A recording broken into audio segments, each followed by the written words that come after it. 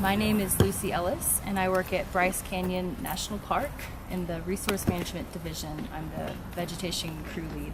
Today we're working on revegetation and restoration. We had a bike path put in last year, and so on either side of that path we have disturbed the vegetation, and we're trying to put it back the way we found it. In this day and age, we like to use native plants to restore, because native plants usually take off better than maybe something that you could buy from a store.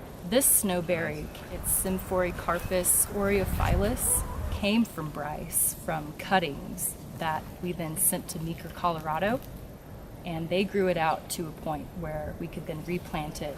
Snowberry is a really hands-off plant. It can form really good stands that are really hard to walk through. So it serves the purpose of covering the ground and also keeping people on the trail. When people walk off trail, they trample native vegetation and they can also make way for invasives. We try to keep a high level of diversity in the park because that ensures that many different kinds of plants and animals are sharing the same ecosystem, and that generally means that it's healthy. When we have unhealthy vegetation in the park, such as invasive grasses like smooth brome, those can sometimes form monocultures, and we'll only find smooth brome growing, say, along the side of the road or places where it's infiltrated the meadows.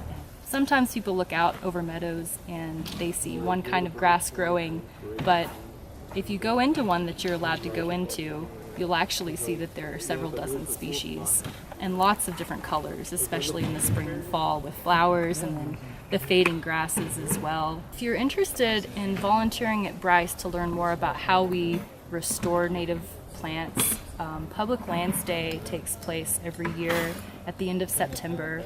You can contact us directly on our webpage or by phone and speak to the volunteer coordinator to see what kind of activities we can have you do to help us with the park.